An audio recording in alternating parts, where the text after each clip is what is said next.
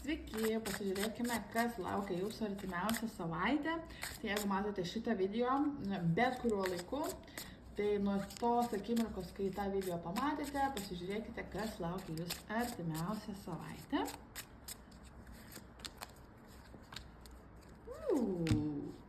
Laukia kelionė, laukia kažkoks geras laikas pagaliau.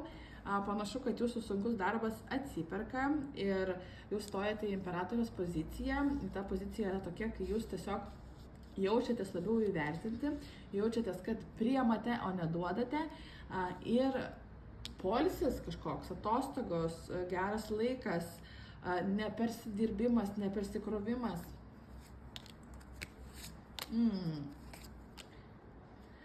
Taip, tiesa, gali būti tam tikrų jums nerimo, dėl pinigų, kad nesugebėsite kažkaip tą poilsį pafinansuoti, bet tai tik tai yra vidinės kažkokios jūsų baimės, problemos.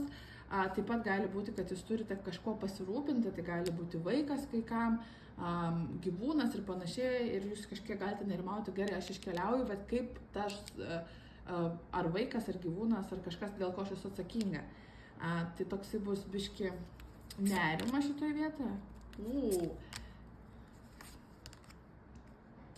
Žodžiu, taip, iš tiesų tai gera savaitė, nežinau, kas čia žiūri, gera savaitė jūsų laukia, dėl to, kad nors ir viduje bus toks konfliktinė situacija, jums atrodys, kad aš turiu daugiau atsakomybių, aš čia palieku savo atsakomybių ir taip toliau ir panašiai, bet iš tiesų jums labai reikia pailsėti, jums reikia pasimti laiko savo, nebijoti, ypatingai jeigu esate mama, nes imperatorės korta taip pat rodo mamystę, motiniškumą, ypatingai jeigu esate mama, nebijokite priimti kažkokių pasiūlymų, išeiti, susitikti su kažkuo, su drauge, į pasimatymą ir panašiai, pasimti šiek tiek laisvos laiko savo, nebūtinai mama gali būti tėtis.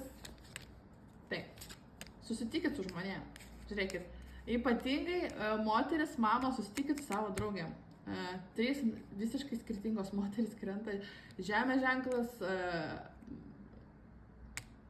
vandens ženklas ir oro ženklas. Tai susitikit su savo draugėm, tiesiog bus geras laikas. Taip, žiūrėkit, geras laikas, pramogos, smagus laikas, kažkokie pokalbiai, prisiminimai seni, paleistė savo kažkokius tai skausmus, įsipareigojimus, nerimą, stresą, baimės ir praleisti gerą laiką.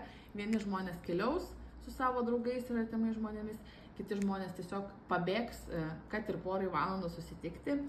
Ir nebijokite dėl tų finansų, finansai plaukia į jūsų pusę, tai jeigu pergyvenate, kad negalite savo kažko leisti, tai žinokite, kad tikrai viską galite. Sėkmės!